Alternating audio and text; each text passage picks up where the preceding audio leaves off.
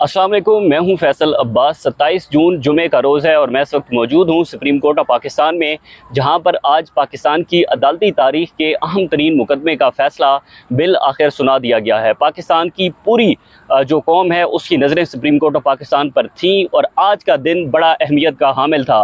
फ़ैसला मखसूस नशिस्तों से मुतल्लिक है, जो कि पाकिस्तान तहरीक इंसाफ की मखसूस नशिस्तें हैं और 12 जुलाई को जो 8-5 की अक्सरियत से फ़ैसला सुनाया गया। सुप्रीम कोर्ट ने फ़ैसला सुनाया, इलेक्शन कमीशन ने उसके ऊपर अमल दरामद नहीं किया और उसके ऊपर जो नज़रसानी की दरख्वास्तें थी पाकिस्तान मुस्लिम लीग नून, पाकिस्तान पीपल्स पार्टी और फिर उसके बाद इलेक्शन कमीशन, इन जो मखसूस नशिस्तें थी, मखसूस नशिस्तों के 12 जुलाई के फैसले के ऊपर नज़रसानी की दरख्वास्तों पर तकरीबन 17 से 18 समातें सुप्रीम कोर्ट के 11 रुकनी आइनी बेंच ने की हैं, जो कि जस्टिस अमीनुद्दीन खान साहब की सरबराही के अंदर ये 11 रुकनी आइनी बेंच इस केस की समाअत कर रहा था। इसमें सबसे पहले तो हमने देखा था कि जस्टिस अकील अब्बासी और जस्टिस आयशा मलिक साहिबा इस केस से अपना माइंड उन्होंने वाज़ेह कर दिया था पहली समाअत के अंदर ही, और फिर उसके बाद उन दोनों को निकाल दिया गया और 11 रुकनी आइनी बेंच बना। 11 रुकनी आइनी बेंच में आज इससे पहले कबल जो मैं वीडियो कर चुका हूं उसके बारे में उसमें हमने तफसील से बताया कि जस्टिस सलाहुद्दीन पंवर ने जो है वो सुबह आके इस केस से ख़ुद को अलग कर लिया, बेंच टूट गया। लेकिन 10 रुकनी आइनी बेंच ने फैसला किया कि हम हर हाल में जो है वो मखसूस नशिस्तों का केस सुनेंगे और इसका फैसला सुनाएंगे। आज कमरा अदालत के अंदर क्या कुछ होता रहा, कौन से जजेस ने तहरीक इंसाफ की जो मखसूस नशिस्तें हैं, मखसूस नशिस्तें तहरीक इंसाफ को ना देने का फैसला किया, कौन से जजेस जो है वो अवाम पाकिस्तान के मैंडेट के साथ खड़े रहे और किन जजेस ने इनहराफ किया, फैसला क्या था, वो फैसला थोड़ी देर बाद में आपको वीडियो के सामने रखूंगा। लेकिन उससे पहले थोड़ी सी जो कार्रवाई है, कार्रवाई बड़ी इंपॉर्टेंट थी जो कि आज आइनी बेंच के सामने हुई। देखें, सबसे पहले तो आज तकरीबन 10 बजे आइनी बेंच ने मखसूस नशिस्तों के मुकदमे की समाअत शुरू कर दी। 10 बजे से लेकर जब ये फैसला सुनाया गया तो तकरीबन 7 बजे से 10 बजे से लेकर 7 बजे तक बीच में एक जुमे की नमाज का वक्फा किया गया और 7 बजे तक आइनी बेंच ने बैठकर ये मुकदमा सुना। इसमें कोई शक नहीं है कि ना ही तो पीपल्स पार्टी को जल्दी थी, ना ही मुस्लिम लीग नून को जल्दी थी। अगर जल्दी थी तो वो इन सुप्रीम कोर्ट के 11 रुकनी आइनी बेंच को जल्दी थी और 11 रुकनी आइनी बेंच ने आज जो एक अपने सुप्रीम कोर्ट की इंटेग्रिटी, सुप्रीम कोर्ट की इज्जत और सुप्रीम कोर्ट के वकार के ऊपर एक तारीखी फैसला दिया है। वो तारीखी फैसला तारीख के अंदर याद रखा जाएगा और तारीख के अंदर इन जजेस जो कि 13 जजेस के फैसले के खिलाफ नज़रसानी 10 जजेस ने फैसला सुनाया है, ये पाकिस्तान की तारीख के अंदर पहली मरतबा हुआ है। आज जैसे ही कार्रवाई शुरू हुई तो हामिद अली खान साहब और जो आइनी बेंच था उनके दरमियान बहुत ज़्यादा तल कलामी होती रही। तल कलामी के बाद जब हामिद खान ने अपने दलाइल मुकम्मल कर लिए तो फिर उसके बाद जो मखदूम अली खान हैं, हुकूमती वकील मखदूम अली खान ने आइनी बेंच के सामने अपने दलाइल दिए। आइनी बेंच ने हमने देखा कि जब हामिद खान रोस्टम पर थे तो हामिद खान से आइनी बेंच के 3 जजेस, जस्टिस अमीनुद्दीन खान, उसके बाद जस्टिस जमाल खान मंदोखेल और जस्टिस मोहम्मद अली मजहर साहब, इन 3 जजेस ने ताबड़तोड़ सवालात किए हामिद खान साहब से। हामिद खान को बार बार रोका गया। रोकने के बाद फिर हमने देखा कि जब हुकूमती वकील आए रोस्टम पर मखदूम अली खान, तो मखदूम अली खान को बड़े सुकून से 11 रुकनी आइनी बेंच ने सुना और सुकून से 11 रुकनी आइनी बेंच सुनता रहा। उन्होंने कोई सवाल नहीं किया बल्कि क्लू देते रहे जो अटॉर्नी जनरल थे उनको और फिर उसके बाद जो मखदूम अली खान थे उनको। अब इस केस के अंदर आज की जो कार्रवाई हुई है वो कार्रवाई बड़ी इंपॉर्टेंट थी। इसमें जो जस्टिस जमाल खान मंदोखेल साहब थे वो खूब तैयारी करके आए थे, क्योंकि गुज़िश्ता रोज़ जब समाअत हुई थी और हामिद खान साहब ने आइनी बेंच को जब चेहरा दिखाया तो उसके बाद आइनी बेंच आज बार बार एक तो जस्टिस साबिक चीफ जस्टिस काजी फायज ईसा को जो है वो डिफेंड करता रहा। हमने देखा कि जस्टिस हाशिम काकड़ ने रिमार्क्स दिए, जस्टिस जमाल खान मंदोखेल ने रिमार्क्स दिए और उन्होंने कहा कि आप काजी फायज ईसा के ऊपर कोई बात ना करें, यहाँ पर बैठकर कोई बात ना की जाए। अब थोड़ी सी समाअत का अहवाल है जो कि बहुत ही इंपॉर्टेंट है और वो जैसे ही समाअत जवाबुल जवाब के अंदर जो हुकूमती मुतासरा ख़वातीन हैं उनके वकील मखदूम अली खान आए तो उन्होंने सबसे जमाल खान मंदोखेल साहब ने कहा कि जवाबुल जवाब के हद तक दलाइल अपने महदूद रखिएगा।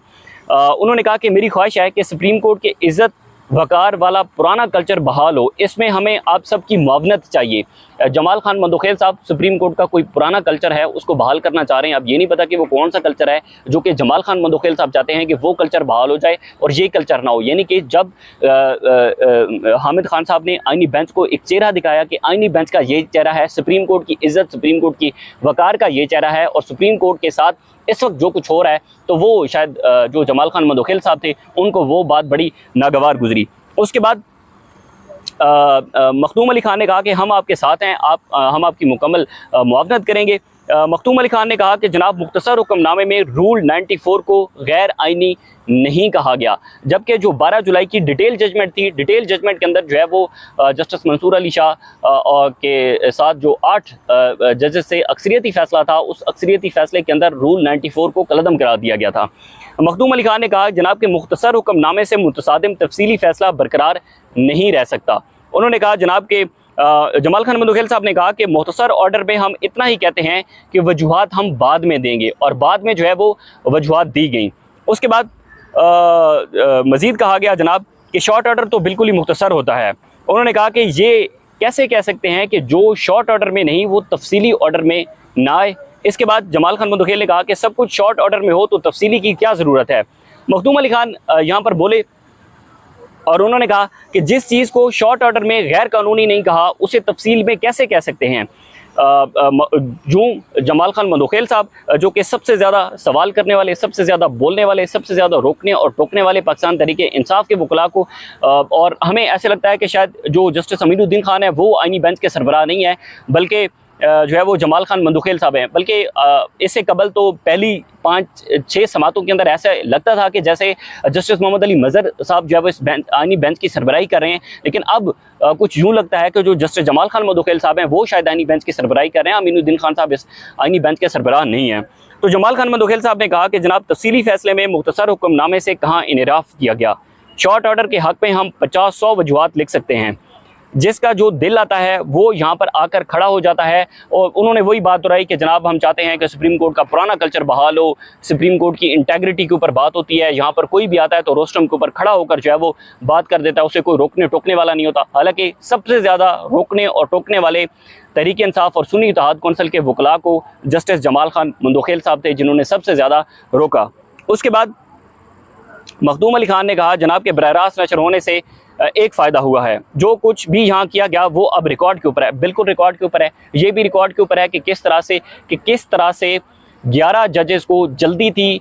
मेरे ख्याल में तो मुस्लिम लीग नून और पीपल्स पार्टी से भी इन जजेस को जल्दी थी कि किसी तरह से ये फैसला दें, और ज़ाहिर है 27वीं आईनी तरमीम हो। 27वीं आईनी तरमीम में अगर अदलिया को जो है वो कंट्रोल करने के लिए कोई ऐसी गुंजाइश बाकी रह गई है तो वो 27वीं आईनी तरमीम पूरी करेगी, और जाहिर है फिर कोर्ट पैकिंग के अंदर इन जजेस को भी उसके अंदर फ़ायदा होगा। ये जजेस तो पहले 26वीं आईनी तरमीम का यानी बेनिफिशरी है, लेकिन बाद में 27वीं आईनी तरमीम के अंदर भी इनके लिए जो है वो कुछ चीज़ें रखी हुई हैं।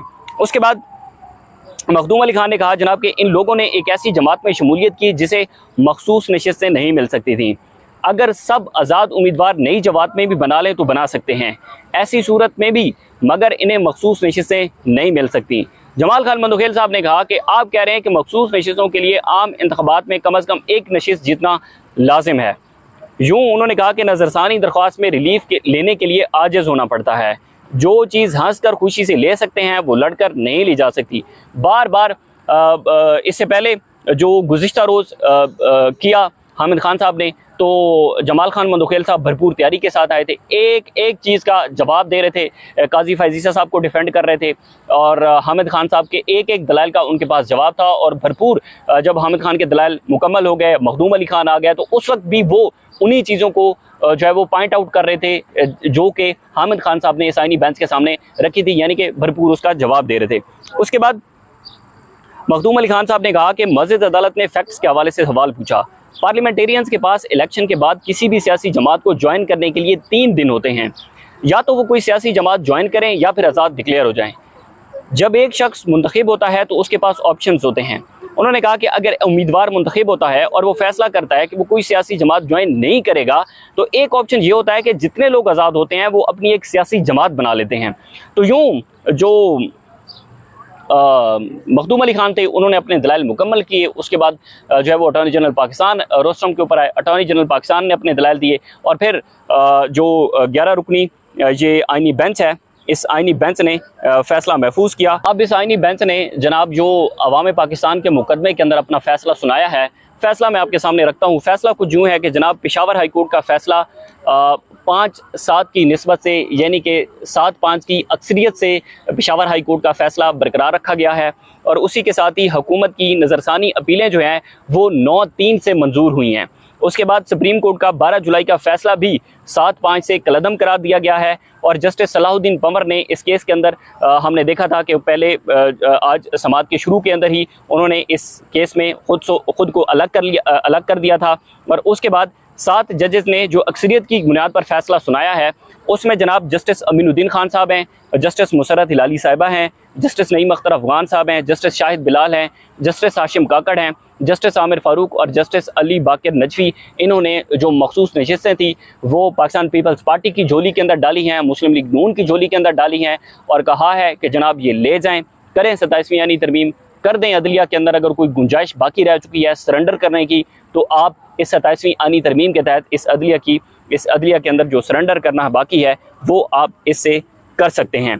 लेकिन हैरान कुन था, आज जो जस्टिस अमीनुद्दीन खान थे उन्होंने रिमार्क्स दिए। उन्होंने कहा कि ये तासुर बिल्कुल गलत जा रहा है कि जनाब जो ख़वातीन की मखसूस नशिस्तें हैं वो किसी और को दी जाएंगी। उन्होंने कहा कि ख़वातीन की जो मखसूस नशिस्तें हैं वो ख़वातीन को ही दी जाएंगी, लेकिन वो ख़वातीन तहरीक इंसाफ की नहीं होंगी, वो पीपल्स पार्टी की होंगी, मुस्लिम लीग नून की होंगी, उनके दरमियान बांटी जाएंगी। और ये जो है वो आईनी बेंच ने आज अपने सर ये मुकदमा ले लिया है कि किस तरह से 13 जजेस का फैसला था। 13 जजेस के फैसले के ख़िलाफ़ 10 जजेस ने नज़रसानी की अपील सुनी और पाकिस्तान की तारीख़ के अहम तरीन और अवाम पाकिस्तान के जो मुकदमा है उस मुकदमे के अंदर तारीख़ रकम कर दी और ये बता दिया कि हम जो है वो एग्जीक्यूटिव के सामने बिल्कुल सरेंडर कर चुके हैं, एग्जीक्यूटिव के सामने हम कोई और फैसला नहीं दे सकते। अब पूरी जो अवाम पाकिस्तान है उन्होंने भी देख लिया कि किस तरह से ये आईनी बेंच जो है वो उनके चेहरे क्या थे, आईनी बेंच के तसुरात क्या थे, आईनी बेंच कितना जल्दी के अंदर था, आईनी बेंच को कितनी फ़िक्र थी अवाम पाकिस्तान की, अवाम पाकिस्तान ने जो वोट दिया उसकी आईनी बेंच को कितनी फ़िक्र थी। ये सारी चीज़ें आज अवाम पाकिस्तान ने देख ली हैं। बहरहाल मज़ीद जो भी तफसीलात होंगी आपके साथ शेयर करेंगे। इजाज़त दीजिए, अल्लाह हाफ़िज़।